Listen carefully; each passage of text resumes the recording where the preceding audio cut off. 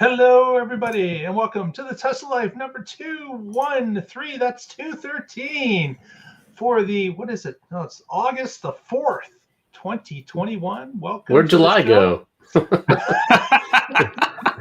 I lost my July. Don't look the other way or you'll lose another month, Patrick. Right? Time is flying for sure. Welcome to the show, everyone. We have our regular regulars panelists have joined us today. Mr. Casey Green joins us from the DC area. How are you today, sir? I'm doing great. And a couple of you may have noticed a feature from my Sunday shows has finally made it to the Tesla Live show. Yeah, we can feature your chats. That's right. So be careful what you put in the chat. We may just throw it on screen. So be forewarned right now.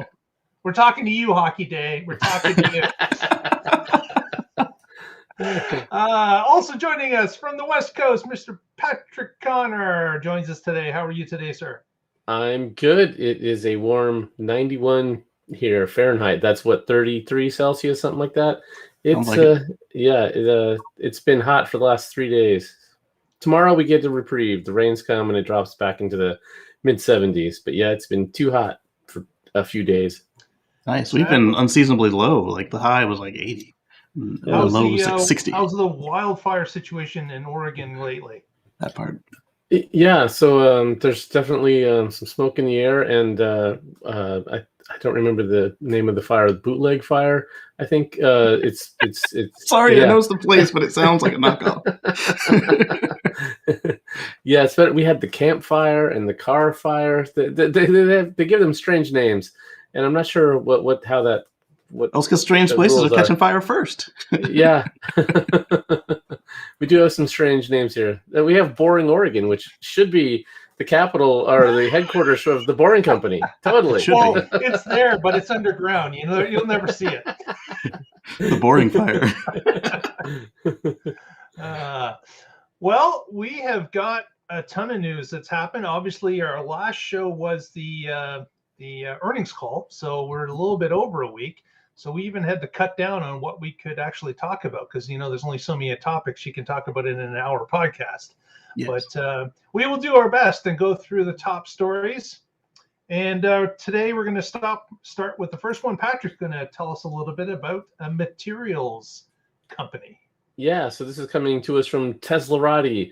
Tesla co-founders battery recycling firm gets a cushy $700 million investment round. So I think this is their C round, and $700 million. You can do quite a bit with that. So I expect to see them expanding and taking on new customers, and maybe building a new site. Who knows? But this is just a really cool thing. We can't just make things and throw them away. We have to recycle them, and batteries are actually pretty complicated. So it makes sense that this is where the future is, and to be able to recoup these materials. And this will be what the primary driver. If you can have things cradle to cradle and just recapture the parts, rebuild batteries, new, better processes after they've ran their life, they've been out in the world for 10, 15, 20 years, and then they'll come back as something even better the next time around. So this is just great news to see that the market is valuing this. They see the future in it too, and they're willing to give this company $700 million. I hope they IPO soon, because I would love to buy in to Redwood Materials. I was bummed when JB left Tesla. He's definitely was a lot of the technical genius that got them where they are today. Is his efforts, and he started it, and I was like, oh, cool, he's going to do like Musk and have a bunch of companies and stay at Tesla. And no, he this is what he wanted to focus on, and he's putting everything into it. So yeah, it's good news for Redwood, and congrats to them. Yeah, interesting that, and if you don't know the story, we've talked about Redwood previously a few times. But what I feel is really interesting with their approach is that they're not just looking for car batteries. They're not just looking for Tesla batteries or specific vehicles. They're looking for any battery. They want the battery that you have had in the upper drawer in your kitchen now for 12 years. and if the back of that cell phone that has never left that drawer, that's the batteries they want. They want any battery that's recyclable at all. And I think that's the solution we need. We can't just have specifics that certain batteries only get. We need to build forward that all batteries get recycled, and it's good to see that Redwood is looking, to fulfill that mission, to pull any battery out and throw it into the recycling arena. So good to hear, and good to hear I wasn't surprised they got their second round of funding. That's not surprising at all. In fact, most of the people that got involved in the next round were ones already involved in previous rounds. So it's obviously there's that's a vote of confidence from the original investors that they're willing to dip in again as this company gets ready to move to the next stage. Right, because I'm sure their valuation's higher, so they're getting less of the company and paying more, and yet they're still willing to say, "Oh yeah, this is going to be much bigger." Exactly. So that is very good. Oh, Kelly Snyder joins us from out there in Bitland. We got all sorts of comments flowing in now. This is great. I'm glad we got the comment thing working. So JB is just a contractor to them with Redwood, or did they take over from whoever was doing it with the Roadster and Model S and X before he left? There's been no official that Tesla is a client of Redwood, but I gotta believe that with JB's stature in Tesla previously, there's some unwritten contract, I'm sure, between he and Elon about what's going to be coming their way. I gotta believe it's not like they left on bad terms. Yeah, they left on extremely good terms. So I gotta believe that this is all part of the master plan. It's just that Elon knows he cannot do everything, although he'd probably like to do everything. He cannot manage everything. And to maybe ask JB to go out and do something a little bit different that's part of the recycling plan makes a lot of sense. For the recycle program as a whole, it makes sense that JB could handle it, this different aspect of a renewable future. Free from fossil free. I was trying so hard not to do it myself. No, go right ahead. Yes. So then at that point, we wonder then if after this thing gets legs, does Tesla buy it? I mean, Elon's out of cousins, but he's got to start making some cousins now. Exactly. Happy day. Yep, they are vertically integrating. They're all the way. They're looking at the supply chain all the way from the material origin. So yeah, it would make sense. Very good. Okay, next we're going to talk a little bit about retail sales at Tesla. Of course, we've noticed in the past that when Tesla started to open retail stores, the original stores were typically attached to higher end malls. They put them in the A malls, they would call them, where you would have a lot of affluent purchasers that would be buying higher end items at these malls. And that's where Tesla wanted to be fit in. But lately, things have started to change, not only in North America, but actually in China and other places as well, is that Tesla is not looking for those A malls anymore to put a showroom in. They are now aiming at, a different demographic. They're also looking at more of a all-encompassing thing where it's not only is it the showroom, but it's the service center and it's a demonstration center, all rolled into one. So Tesla now is starting to make that change where the high-end malls, which, when financially, those high-end malls demand a serious premium when it comes to retail rent. So having the ability to maybe start buying or renting locations that are not exactly attached to the mall allows you to get a lower rent. And if you're combining all the Tesla services under one roof, it kind of helps the clients as well, not only knowing where to go to shop and order and get their questions answered, but know where the service is.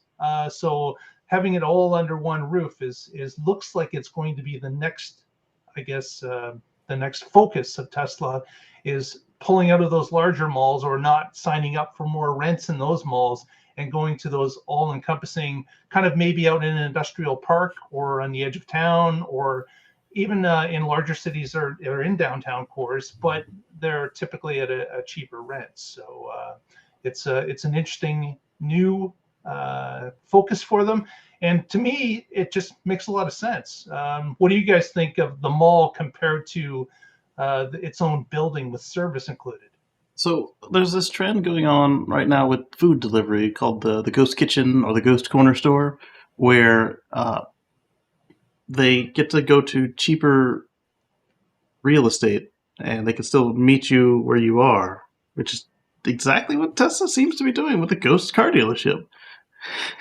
Because, like, if you don't have to rent the corner store for CVS, 7-Eleven, Walgreens, whatever, and you can just be in the middle of town and have your snacks and drugs delivered to the customer, they don't care that you're in the bad part of town. Yeah. Yeah. So the nice thing about the mall is they get a lot of foot traffic. They used to. Oh yeah. Okay. Yeah. Maybe pre-COVID. So with having a dedicated building with service and all that, you're not going to get just random people walking in going, "Hey, what's this?" Yeah. So if they supplement this with maybe like doing pop-up stores or something like that, when they can get them on the cheap, then I think that's a good idea, because you still want to have people. There's a lot of people that don't even know what Tesla is or think that, they go so many miles and you have to put gas in them or whatever. There's a lot of people that just don't get it yet. And having something where people can interact with Tesla employees and get these ideas explained to them is probably a good thing. Yeah. So right now, I think that they may do something like what you're suggesting, where when it's okay to have gatherings again, they might have pop-ups. But right now, what they're trying in a lot of places is here even. They're parking the cars at the Supercharger. There's a QR code on them. You scan it, it connects you with a sales rep, and then they can manage like 10 vehicles at a time rather than however many they can do in person with one. And right, but at the Superchargers, that's Tesla owners, current owners are going to see that. No, that's like you go to do your test drive there, so you'll have found them online or it happened through, because a lot of Superchargers are already at malls or at gas stations or wherever, and you happen across it, you can scan it, but otherwise you're already connected with them, and they just unlock the door for you, and you go on your test drive and put it back. Cool. Yeah. So it's going to be an interesting approach to see how they do this, but especially like with the pre-sales, I don't need the pre-sales guy to be in the mall. He can be in a call center. Hopefully, they refilled the one in Vegas with more competent employees than when I bought my car, and they shut it down. They closed the entire thing, so obviously they were not able to do what was needed to be done. And wow. He's throwing some shade. They cost me a percentage point on my loan. And not just me, like two other friends. That's a big deal. Yes. That's a big deal, definitely. Next, moving on, there's an update coming out, 2021.24. Casey, have you received that yet? I received the one before it. The one before it. Okay. You just rubbing it in and doesn't have it yet. They did announce this, and I have yet to hear of many people that received it at all. I've seen like pictures, but I haven't seen anybody with it. So mine has Skyforce Reloaded, and it had some tweaks to the autopilot, and it has a new web browser. So now you don't need my trick on how to log into YouTube in the car because it just works. And that's a good thing. Yes. And then what else did they change? The web browser takes forever to start now. Like it's a new loading screen because I'm guessing they just used a whole new browser. And now when I nudge it up on a car that like say my car has the rear end hanging out in the intersection because it was just closing up the gap. So if I nudge it forward, the collision alarm goes off. Beep beep beep beep. It's like, oh, okay. I'm not going to hit him. I'm literally going forward 3 inches. It still doesn't know, Casey. It doesn't know what you're thinking. This is true. I didn't check to see if I have Disney Plus in mind, but it wasn't called out. And then there was one other item that was called out. Stand by while I look at my photos. Was that And the car wash? I didn't get Carwash. Okay. Not that I would Auto-dim? take it to one. No, I didn't. I didn't get auto dim. So I got Skyforce Reloaded and 2 new languages Ah, yes. Yes. that they called out. There's obviously more in there. I'm going to find it and make you guys a deep dive video. Yeah, so Disney Plus, a car wash mode is Yep. coming out with this .24, and the car wash mode is a great idea because, of course, people that go through an automated car wash, first of all, your wipers go mental because they can't keep up with the water falling from Yeah. the car wash, and secondly, the brushes that are rubbing the back always open your charge port. Yeah. If you've got that little magnet in the Model 3, whenever you press it on the exterior, it pops open. So It does. it disables those things and allows the car to go through the car wash. I'm still waiting though for, what was it called? Was it called party mode, where you Yes. could listen to your stereo outside your car if you you want the music to play at a street party or something along that line. I'm waiting for that for when I'm watching the car. I'd like to listen to some music from the car itself on the Yeah. cool stereo system, or when I'm shammying the car down after the wash. I'd love to be able to hear some music. You Well, of they do course have have to play boombox Car mode, Wash, the song. If you, right? I don't have the external speaker. Oh, so you're saying, yeah, so that wouldn't work for you, yeah. Yeah. Or me. Or Patrick. Right. So They also speakerless. right. They introduced free rolling, so that way, if you're in a situation where you're a little bouncy and you come up off the seat, the car would slam into park, which is not good for the machinery. And Not at all. Also, right.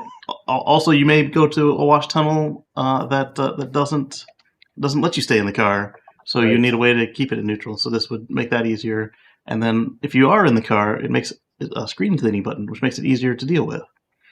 So you can clean the screen while you're in the tunnel. But so I guess this is Tesla either acknowledging that people are taking it to these machines, or they're stepping away from their don't use mechanical washes stance. We'll find out. Yeah. The mirror auto dim is I think it's a stupid name, because what it does, it disables mirror auto dim. Right.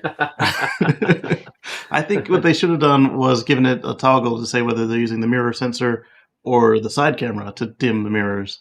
But this will affect all 3 mirrors. And on Model Y, it's always been... Oh, wait, Model Y? No, Model 3, so I guess also Model Y. It's always been on a timer, because you guys have that little window in the back, and they couldn't reliably get the sensor to actually activate. The dash cam is got some improvements. It will now automatically save clips when your vehicle detects the occurrence of a safety event, such as an accident or airbag deployment. I thought it Recordings already did that. Is that? Severe accidents, it would. Or severe okay. sentry modes. Yeah, it was severe sentry modes. And it didn't save the crashes. Now it does. Recordings captured are stored locally and never transmitted to Tesla, which I think that's a bit of a stretch, because if you have the toggle turned on during a crash, the mothership gets all of that stuff. Right. If you've enabled data sharing. Yeah. Oh, wait, there it is. To opt in, blah, blah, blah, dash cam auto. But then right around there is going to be another toggle to do data sharing, and then they'll get a copy of your crash. Yeah. So not really out widely yet, but send us a note in the comments if you've got it already. But Two more features. There's not. Go ahead. 2 more features. They've updated the range display, so you can now switch. I'm guessing this is just Model 3, Model Y, and any car with a horizontal screen. You can now switch between battery percentage and distance units by tapping on the range display next to the battery icon. I tried it in the Model X, and obviously it didn't work because there's no touchscreen behind the wheel.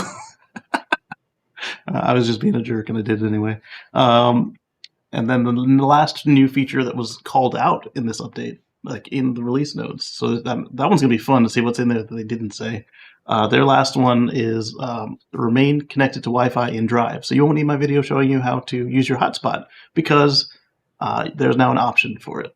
So you can, if you're not paying for premium connectivity, or if Tesla's having an outage that day, which they sometimes do, or AT&T is having an outage and you have a non-AT&T hotspot, you can, or whoever your local Tesla provider is, but in the U.S. it's AT&T.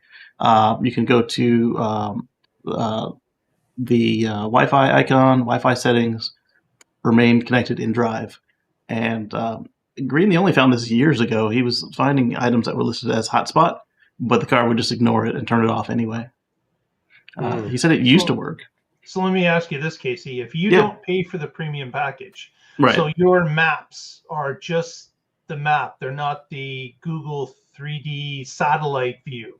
Right. You won't get satellite and you won't get live traffic, but your routing. If you turned on hotspot, yes. would your satellite view come back? No. Okay. But your radio would. Yeah. So you get radio back, and the car was already using traffic to do the map, and it wouldn't show you the traffic, but it would use the traffic to route you around traffic per your settings. So this really gives you the opportunity to get back your radio, and then when you're at a supercharger or wherever, you can then, assuming you have enough data connection, you can then watch videos on the big screen. Yeah. Right. If you have one of the older Teslas that has a 3G modem in there, and you're about to lose connectivity when that gets shut down, now you can do this instead of, I don't know how much the upgrade to LTE is, but if you have an unlimited data plan, and you can just do that instead with your phone. Yeah. Yep. Okay. That was a ton of news. On to our next one. Patrick's got a little story about something under wraps, and I've got a photo, I believe, I can share with everybody first. Under wraps, you say? Yeah. Okay. So this comes to us from Drive Tesla Canada. Tesla Cybertruck bodies spotted at Giga, Texas. So there are a few pallets covered with these big green plastic things.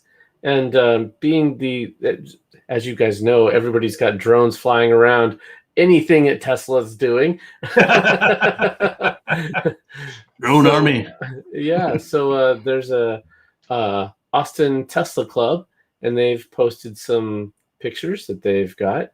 And are you guys seeing the picture? Yeah. Okay. Yeah, I'm looking at the article. Yeah. Okay. Yeah. So there you go. So looking at these pictures, somebody noticed that looks kind of like a triangular angle there. That looks very Cybertruckish. It does. And so, of course, it's all speculation of what's under the wraps there, but it might be some Cybertrucks that they've made somewhere else, I assume, if they had to ship them here. Some prototypes, and we've seen Tesla had some prototype lines they were working on. So if they're going to be bringing up Cybertruck in Texas, they're gonna have to start getting their equipment and start building them, and it makes sense to have the trucks they've already made in other places to see how it all goes together and learn from the learnings from their prototypes. So there you go. What is it? I think there's going to be some like there was talk about that exploratory line in Fremont. They were talking about helping the adoption of what the Cybertruck line was going to look like, how it was going to function. They were working with some of the elements that they believed they would be installing in Texas. So I'm wondering maybe some of those things came from that line and were shipped there. That's a possibility as well. But we don't know exactly what's under them, but the angles looked interesting. Yes. So on these photos, I'd only ever seen the first photo, and I was like, okay, yeah, I see the triangle there, but they look like metal pallets. And then I see this other angle that Drive Tesla Canada has shared, where... You going to share that? Yep. Okay. Where they draw it out, and that makes a little more sense to me now, and I can kind of see that. Except I'm wondering how wide this actually is right here, because that looks narrow. I mean, how many caution signs would a truck be? That's not a standard skid underneath it though, so it's definitely wider than 4 feet, which is a standard skid. Yeah. So this is a much larger skid. Looks like it's custom made for. Yeah, because look how long it is. Yeah. Mm-hmm. So, not really sure, but things are starting to get exciting in Austin. aren't they, Yeah. Patrick? Yeah, they are. For other reasons. Yes. Yeah. A little more action happening there than in Germany. That's all I'm going to say. Oh man, my bet about Germany coming out first with a vehicle is not looking good today. Let me tell you. Let me just file a complaint about water usage. Yeah, exactly. Or too many anthills missing. One of the Burn other. down a cardboard forest. Yeah, it's a mess. It is a mess. Germany it's just amazing the number of, I guess, I like it. that are being pulled out. They're sheet metal. Yeah, it's just absolutely amazing that that Germany has fallen behind with having a 3-month lead on the build of the factory. But obviously, it looks like the paperwork is a lot less intensive in Texas Yeah. Yes. to get this stuff done. So now the question becomes, how many months after Austin is Berlin going to come online? Oh, throwing some that's serious painful. shade there. That is painful. Oh my gosh, that's painful. Well, let's change the subject. That's where I'm trying to get out of this somehow. Casey's got our next story out of Virginia. What's happening there? So my state has become a little less good old Boise, and they are allowing 3 new locations for Tesla to open sales centers and possibly service centers. But even if they do it, they're going to have to then go through the what do they call it? They're going to have to go through another bureau of the Virginia government to actually get their sales license. And then there were some choice words from the Virginia Dealer Association. But before them, there was the guy who approved these 3 locations. He pointed out that I'm sorry, my zoom changed on this page. Much of the support revolves around the fact that the Tesla business model is unique and outside the traditional model of motor vehicle retail dealerships in Virginia. He said in his decision. And then this guy, CEO of Virginia Dealer Association, Don Hall, he says, in quotes, "The decision, frankly, was not in compliance with the laws of Virginia. It was an easy way out, and I don't believe the DMV in any shape, way, or form has carried out its responsibility." He's a little salty. And then let me do a search on this because the other quote was also really good.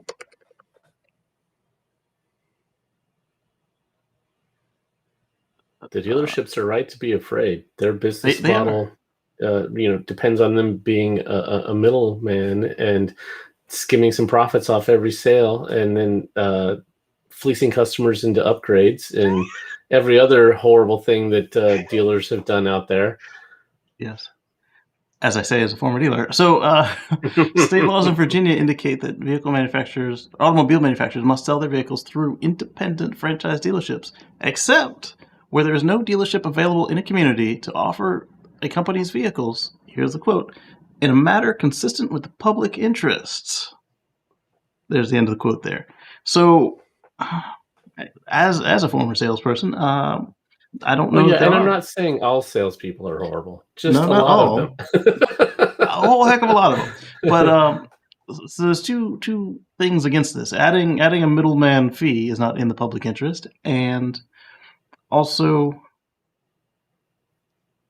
if they authorize a franchise here in Virginia, then that now has ruined all of their sales in the entire country, because now there is a closer franchise in this fair state for everywhere in the country. And I'm sure that franchise dealer would love to be the sole supplier of Tesla cars in the U.S., but it is not going to happen. Yeah. So Tesla, for those of you not understanding what we're saying here, Tesla has had to fight a number of different states individually to have the right to sell their cars through a Tesla showroom in those states. Some of those states are fighting back and saying you must have a dealership in order to sell cars in our state. And of course, Tesla has no dealerships because they're the sole company. They own all the showrooms. There is no dealership model in Tesla's world. So a number of states, including recently Michigan, Texas, Virginia just recently, and there's a few more. Tesla's been fighting in the courts to try to clear it. So this win in Virginia allows Tesla to open 3 showrooms. 3 more showrooms. Three more, 3 they've got, right. yeah. So they add to the small total they have. They can pick 3 more cities that they want to open showrooms in. And of course, the Virginia Automobile Association, they are fighting it tooth and nail all the way because they know that Tesla has an advantage to sell cars and rust proofing, and Tesla doesn't have to do those things, and there's no middleman, and the price gets cut, so the consumer pays a smaller price as opposed to spending some money for the dealership to be operational and get a cut of that profit as well. So what's nice to see is that Tesla is starting to win these cases. We saw it in Michigan. We now see it in Virginia. Hopefully some of those other locations are seeing the benefit of these cases being won by Tesla, and it begins to be something that will be on the outs. There will no longer be states that prohibit Tesla from selling these cars themselves. So, baby steps. Yeah. Mm-hmm. One victory after another. The 3 proposed locations, 2 of them make perfect sense. The other one is like, what? Charlottesville and Norfolk. And then they said Arlington. Arlington is super close to Tyson's Corner and DC and Maryland. It's like, do you really need 2 there? I mean, I would personally like it for my service center to get less slammed yet again. They opened up a service center in Sterling, Virginia recently. And so that made my service center at Tyco Road less hectic. Like I was able to drop my car off for faulty air conditioning on Monday and pick it up on Tuesday night. They replaced all the sensors and it was smooth. It was I dare say it was my second best experience at Tyco ever. Yeah, well, I'm sure they've got some reasons. Maybe it is something about busyness at the other closely located one, but I got to believe that they're looking at their numbers, knowing exactly what kind of volume they're getting or not getting. So, but the good thing to see is that they've won another case, and hopefully more states, including Texas, which is the one we cannot believe has not passed yet. I can't believe they went there without assurances. Yeah, I can't believe that they built a factory there without, assurances is right. So we'll see. Next story is if you haven't got your Model Y ordered yet, you might be waiting until 2022. Possibly. Because apparently Model Ys are getting ready to be sold out for Q4. And remember, we're sitting in Q3. Beginning of Q3. The popularity of the Model Y is gone through the roof. And of course, the supplier shortages that are happening out there haven't affected Tesla greatly in the number of units that they've been producing over the past 2 quarters. But we know that those part shortages are still happening. And we don't know. We're hoping that Tesla can continue on the ramp that they have for building vehicles, but it's certainly working against them in a number of cases. Not sure if this is the case for the Model Y, but the Model Y itself is basically becoming sold out for Q4. So if you're sitting on that fence, as we told you before, if you want a car and you believe it's within the price range that you're willing to pay, I get on that horse and ride now, because you could be waiting a long time based on what we're seeing in the market currently.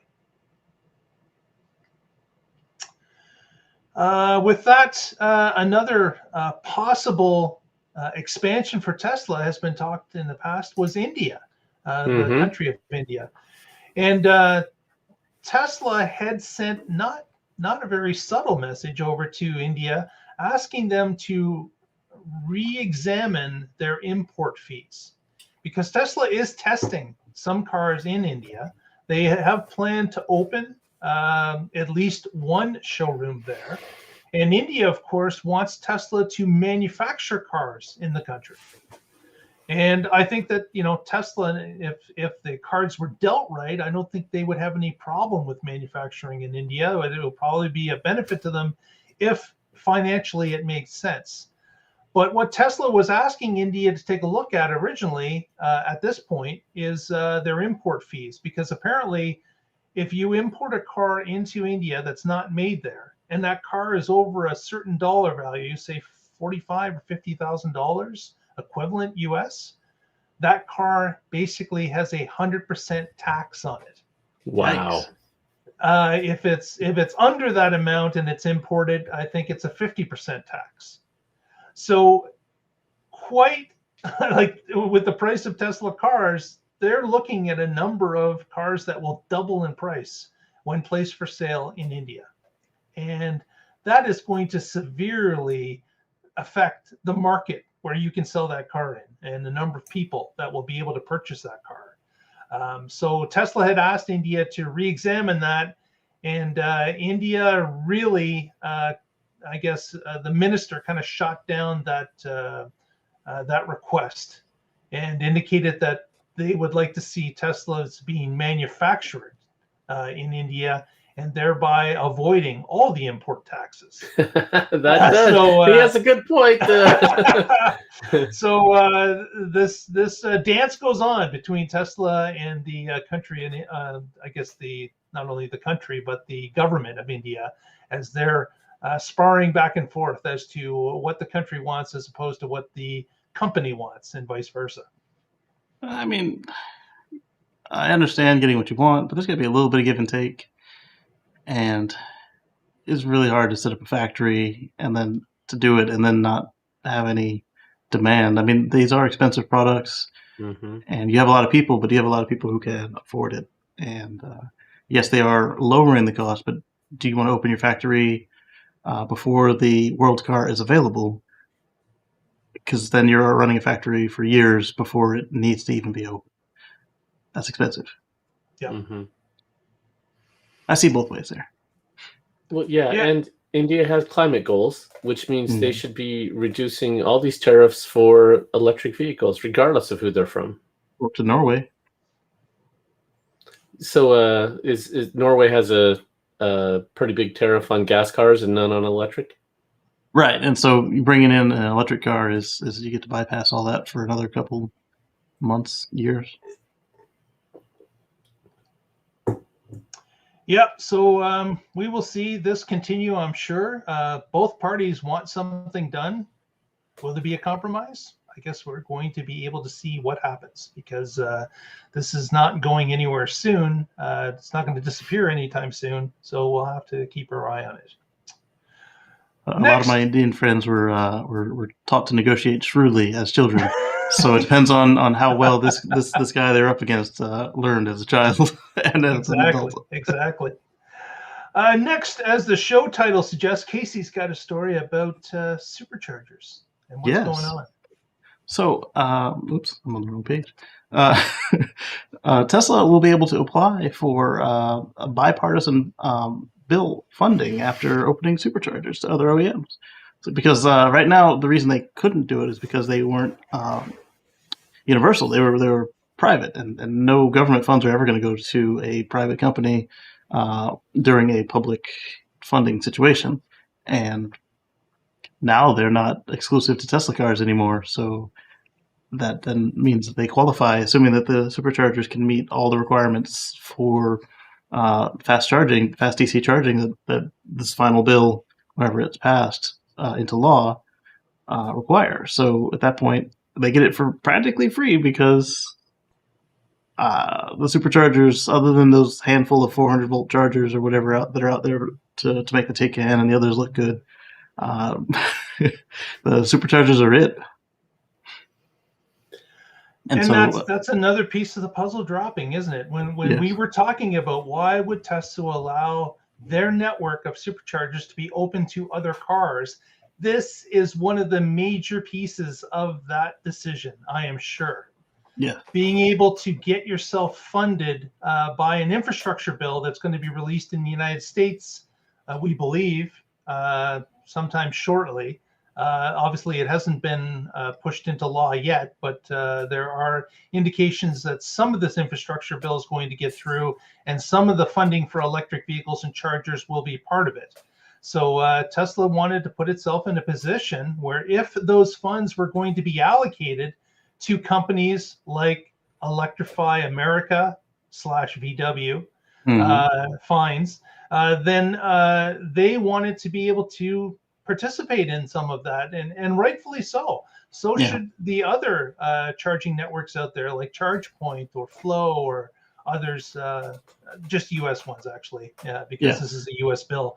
But there are many, the ones that can take advantage of it should. And it makes sense that if some of this money could come Tesla's way to help produce more chargers, more locations, more stalls, why would they not try to take up some of this and roll it into their network?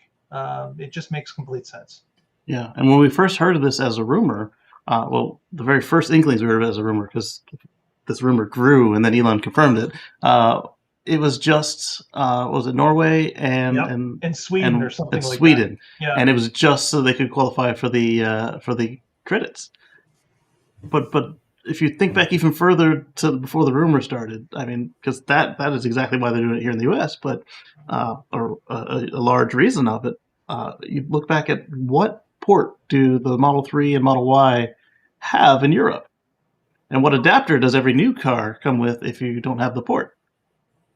CCS Type 2, right? Yep. And that came about because Germany said that if you're going to sell an EV in our country, it needs to be a standard connector.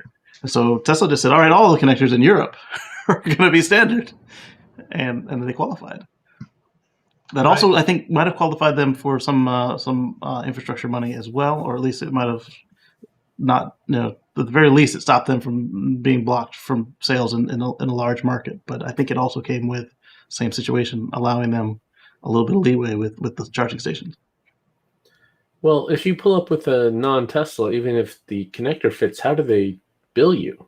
So Elon said at the conference call, the earnings call, he said that you will have an app. So if you already have the right plug, which would be everywhere but the U.S., South Korea, and Japan, then you already have the right plug. Because in China, there's a China plug and Type 2. So you just plug in and then you use your app. And then in these regions, you'll use an adapter and an app. Although I'm hoping that with the adapter, since they make it, that they will just make the adapter count as your car, and then you just plug in and not have to mess with the app like you do in the U.S. No app. Right, but for the countries where they've already had support for non-Teslas, they don't have the app yet. Right. So did they just make it Well, free? they do have the app. They just don't have a car to log into it with. So they wouldn't let you log in and put in your Volkswagen or your Renault or whatever, and then you would use the Tesla app. Okay. Just like you do for your Powerwalls and your solar. It's the same app. Okay.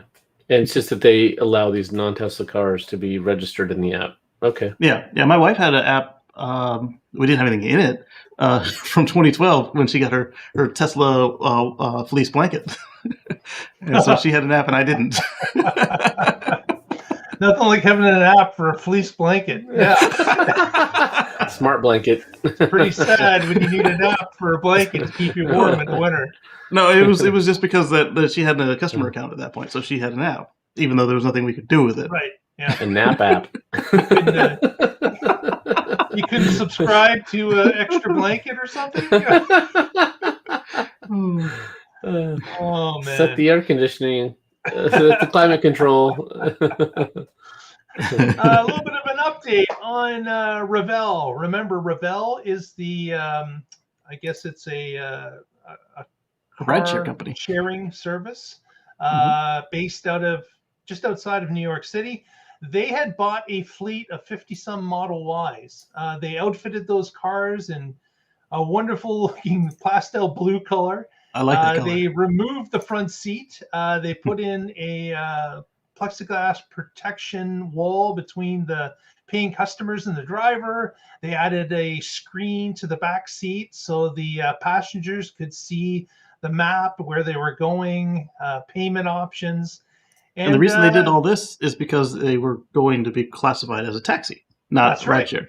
They were going, so their drivers are paid wages by the company. They're not someone that's on a part-time job. So they had this all arranged. They were going to be released into New York City back in May. Then they had medallions. And then the New York City taxi and limousine service decided they were going to pull the medallions, and Revel would not be allowed to put their cars in the New York City fleet. And there was a big hubbub about what they were doing and how the taxi commission was against green cars and ridiculous assumptions that they were going to have to buy gasoline cars and switch them out gradually to Model Ys. Well, over time, that part's still there. The taxi committee finally relented and gave the medallions back.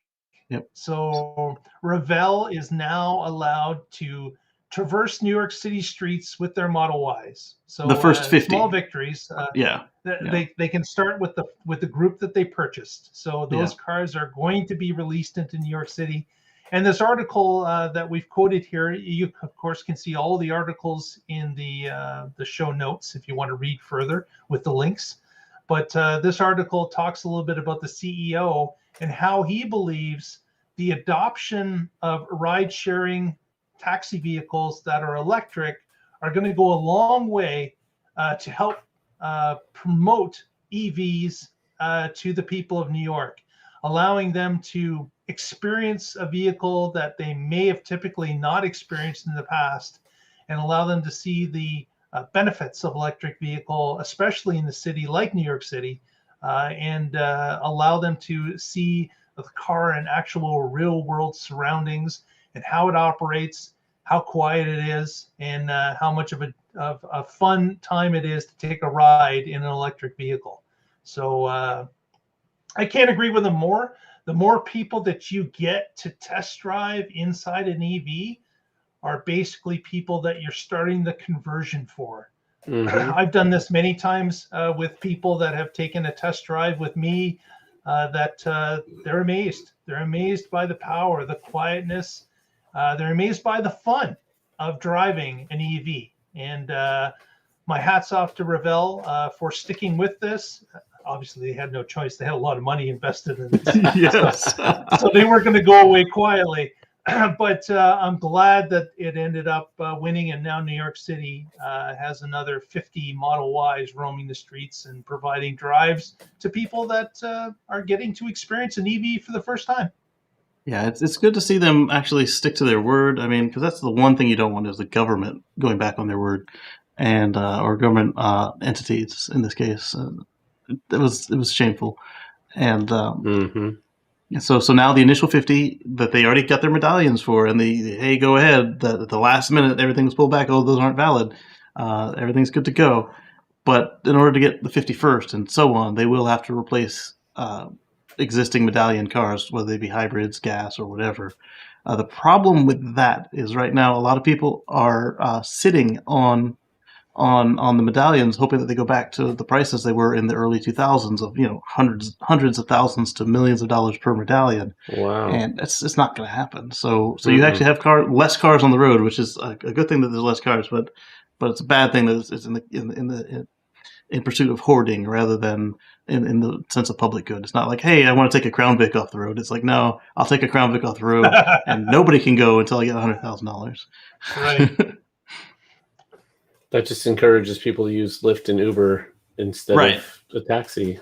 But there can't be any more Lyft or Ubers either because they're also maxed out. So you got to wait for a Lyft or Uber driver to retire and get rid of their really medallion. It's like a permit of some sort. Yeah. Oh, okay. Because they're trying to control congestion. Yeah, which perfectly makes sense. Yeah. Okay. I can see want that. to if you haven't already, please press the subscribe button on this show. Give us a thumbs up at this point. Helps us out immensely and helps spread the word of the show. And we would really appreciate that. Yep. If that subscribe button is red, turn it gray. That's right. That's right. On to Patrick, who's got our story about a new day coming up from Tesla. What's that? That is AI Day, August 16th. And we haven't figured out exactly what we're going to do, but I know I'm going to be watching it and hopefully watching it here live with you all. But we'll see. So this comes to us from Simon Alvarez at Teslarati. Tesla sends out AI Day invitations with an interesting teaser. So can you share that photo, Mark? Yep. So August 16th at 5 p.m. Pacific. Yes. So it might be interesting. We might try it. I don't know. We'll talk more about it offline. Cool. Yeah. So it had a teaser of this. I assume this is a chip. Looks like it has a cold plate at the bottom and some packaging, lots of layers, and maybe some cooling vias at the top. I'm not sure. Very interesting. Is this going to be part of Dojo? Who knows what this is? It's a teaser. Lots of speculation about what this is. But let me just read the text of the invite. Join us in Palo Alto, California, August 19th, 2021. Did I say 16th earlier? Yeah, we've got the date wrong in the show notes. It is the 19th. Okay. It's the 19th. Okay. Yes. Okay, so correction. At 5 p.m. PDT, this invite-only event will feature a keynote by Elon, hardware and software demos from Tesla engineers, test rides in a Model S Plaid, and more. So, yeah, did you guys get your invite? No. Yeah, neither did I. Yep. Mark Benton was joking, half joking, I guess I should say. He said, "Oh yeah, only the beta testers are going to get these invites." Right. I think it's going to be slightly more than them, but it will be Tesla friends. Yeah, I definitely. Those a lot of them are Tesla YouTubers and the like, and they get the word out. So you want to have a positive audience that's going to help amplify the message. So I mean, it just makes sense. Tesla does that instead of spending a whole bunch of money on marketing. And spread it around, though. I mean, yeah, I know. Yeah, there's look lots at what of this us is called right fans. here. That's right. We want to go too. Come on. But yeah, that's okay. So one of the interesting points here was at the very end of this invite. They say they'll also get an inside look at what's next for AI at Tesla beyond our fleet vehicle. Oh, what beyond the vehicle? What is this? So again, more speculation. What is Tesla going to do with what's beyond for their AI plans? Very interesting. We all know that they already have AutoBidder for energy pricing, and that has quite a bit of intelligence built into it. We know that they have, I don't know, like their backgammon AI, but I guess that's part of the car. So nope, it's beyond that. What could they be doing? Lots and lots of ideas kicking around out there in the interwebs. Exactly. So we don't know no idea what it could be. It's kind of interesting that somebody mentioned robots ? And of course, There were no comments on that. But it is something. I wonder if it's completely outside of the businesses they're already in. Is this a new offshoot? Is something brand new that Tesla is thinking about? I don't know. I think once they have a perception system, they could do a lot.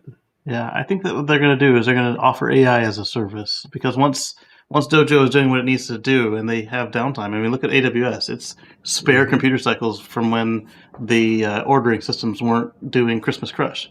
So why not copy that concept for when Dojo is not crunching on the fleet data or the fleet, it's like, say at night, in each of the various regions, the cars are asleep, they're thinking about stuff, Dojo's doing its thing, but during the day we're out generating data. So maybe during the day you can use the AI, or vice versa. Maybe they don't do it live, they do it off cycle, or I described off cycle. Then during the day, they do it live, and so at night you can use Dojo. Who knows how they're going to work it? Do Teslas dream of electric sheep at night? Yes.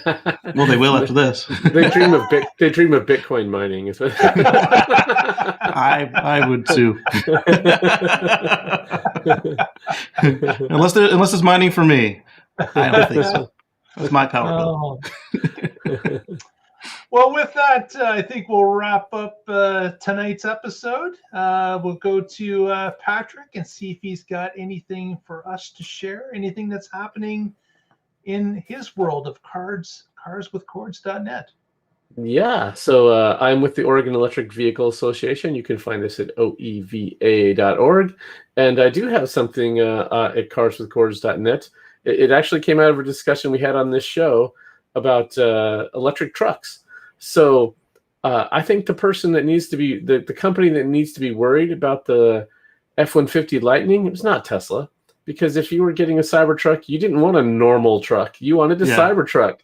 And so that Lightning, what it has to worry, that the companies have to worry about it, or something that was trying to sway an F-150 buyer to go electric. Because there's a lot of F-150 buyers, and they might be interested in an electric truck. Well, if Ford has one, they're probably just going to get the next Ford, because that's what they know and love. So I have a list in here of all the various trucks that are coming out. We've already mentioned a couple of them. But there's also the GMC Hummer, the Chevy Silverado EV, the Rivian R1T, the Canoo pickup, the Nissan Titan Electric, the Atlas XL, Lordstown Endurance, Bollinger B2, Hercules Alpha, Fisker Alaska, Alpha Wolf. Lots and lots of trucks coming over the next few days.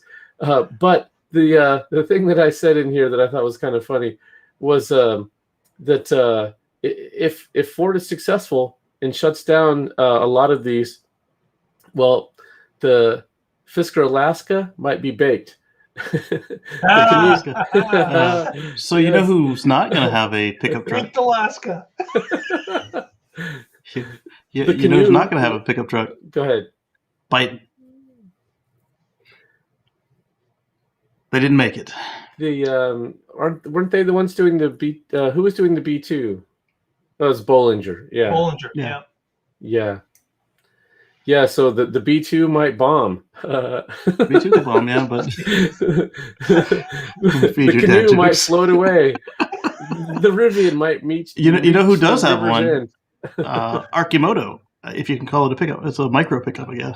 I would not call that a pickup. That's not a pickup. That's an ice cream truck. It's an ice cream bike. It's a tuk up.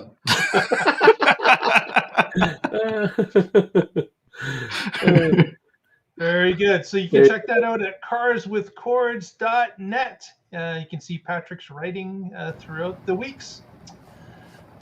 Casey, any updates from your side of things? Yes, I started another deep dive video. The other 3 aren't canceled. They're just not done yet. So what I've learned is I don't want to use my dash cam as a forward-facing camera when I do the multicam. What I was doing was preparing to record the screen for you guys for full self-driving, the button. And where is that button? It hasn't arrived yet. It's supposed to be here 2 weeks ago. Button. 2 weeks. And I've decided I'm gonna stick with cameras I know, and so hopefully this one is a lot easier to edit and get out there. The other problem with it was that every time I wanted to say, all right, I'm done, cut it together, put music on it, make it nice, the car did something new and weird, and it's like, at this point I'm just gonna cut it off and I'll be like, hey, here's what I found out, and I'll just do updates. Hey, it did this new weird thing, and put them out as shorts or something, I don't know. But you can find that at youtube.com/Casey Green. You can also join me on Sundays for a similar chat, but like all EVs and clean tech and space and all that stuff. Very good. Very good. Yeah. Check out Casey Green on his YouTube channel. Definitely subscribe if you have the opportunity to do so. And Patrick, Hockey Day really likes the puns that came out tonight. So Cool. someone appreciates the dad jokes that you were throwing out. That's for sure. I was going to say some more stuff, but I was like, wait, I'm going to feed the dad jokes. Well, with that, we want to thank you for watching. Again, give us a thumbs up at this point if you haven't already, and we will catch you next week, and we will all find out what's going on in the Tesla life. Good night, everyone. Have yourself a great week. Thank you, Lee Moon.